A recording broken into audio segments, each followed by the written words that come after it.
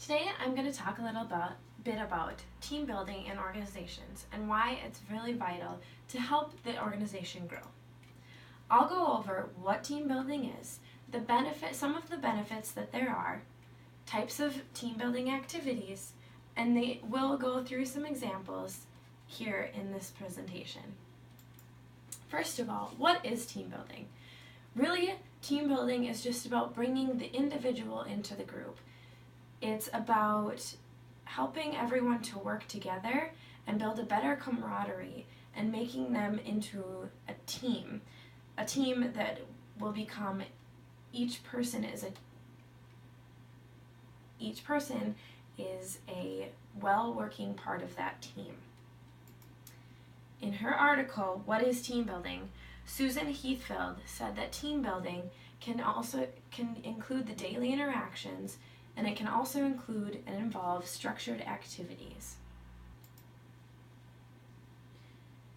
These daily interactions bring individual employees together, and they learn more about each other and they start to work together.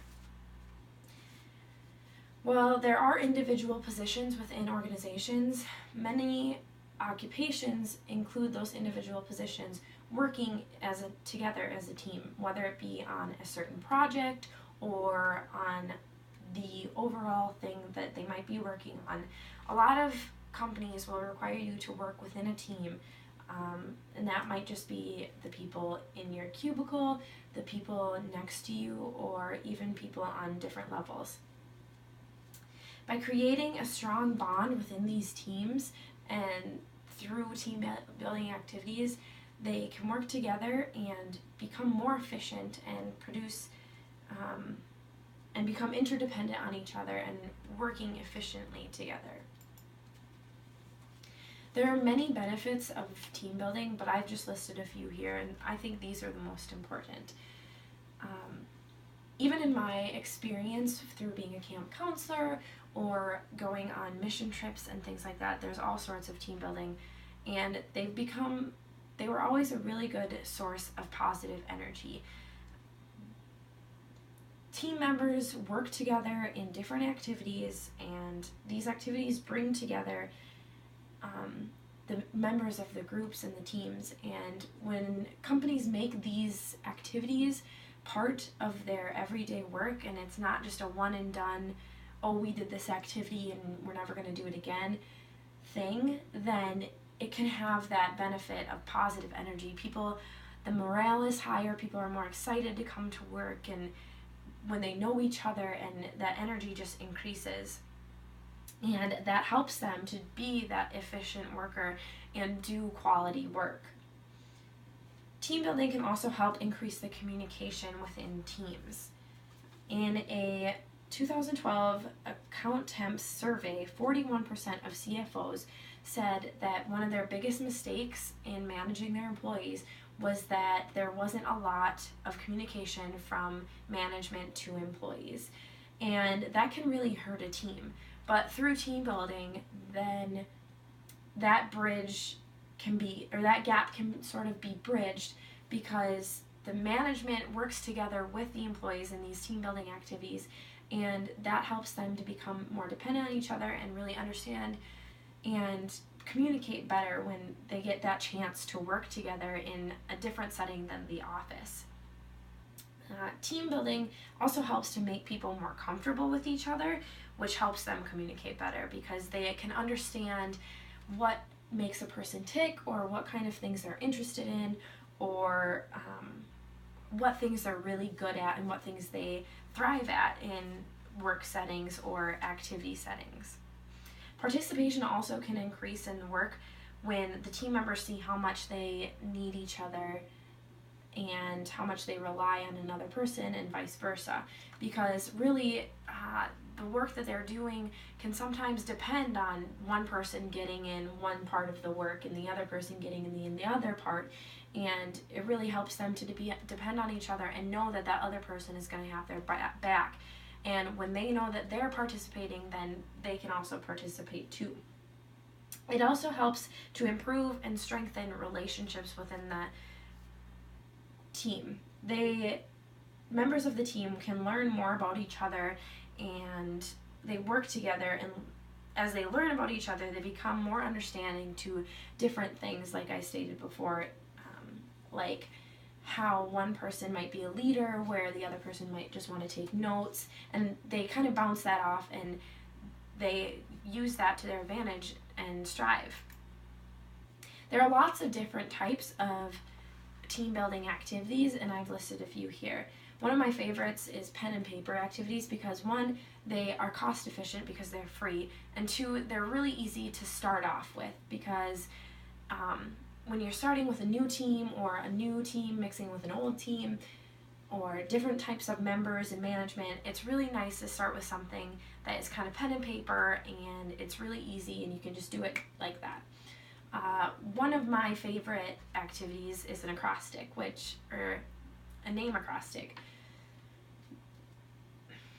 This might be a little juvenile or elementary or camp counselor-y, but I think it's a really good way for people to get to know each other. This is where you write your name down and you think of qualities like my name Alex, so I'd think of a quality for A, and a quality for L, and a quality for E, a quality for X that I possess.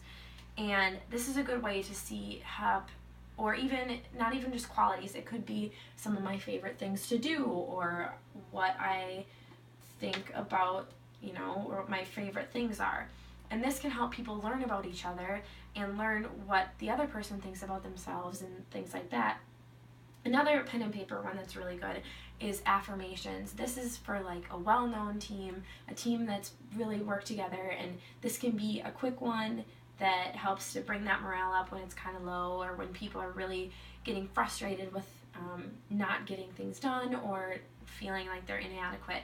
Because affirmations, it re-solidifies what the team members think of another person, and it kind of shows them qualities they might not even see in themselves and helps them to feel better about the works that they're doing. Another type of activity is challenge courses, or a lot of big companies will do company retreats, and they'll do all these team building activities. And when you're up in a challenge course and you're doing high ropes and you're doing climbing a wall, and you have to depend on your team to carry you or belay you or hold you, or a ladder where you have to help each other up, it really gets that dependence, and shows that they can really rely on the other people, and even if they're scared, those people are still going to be there cheering them on, and it really helps to build that camaraderie. Group outings might sometimes be expensive, but they're a really good way to get to know each other. Something like going to a Twins game, or even just going out for dinner or drinks after work together. Team building activities don't always have to have a lesson about leadership or teamwork or anything like that. They can just be times where the group gets together and gets to know each other and kind of gets to see each other outside of the work setting and outside of the stressful pace of work. There's also group challenges that can be done with cups and marshmallows and toothpicks and all sorts of things that can be done in the office and facilitated by a member of leadership that also participates.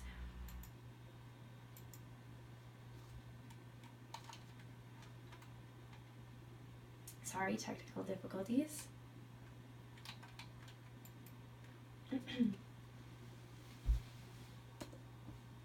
So now we're just going to try some activities. So this is a part in the presentation where, if I had an audience, we would try two different activities. The first one being two truths and a lie. Two truths and a lie is where people would come up and tell two truths about themselves and a lie. This is a really good activity to start off with because it helps to get people acquainted with each other and know a little bit about them, as well as it's a free one and there's no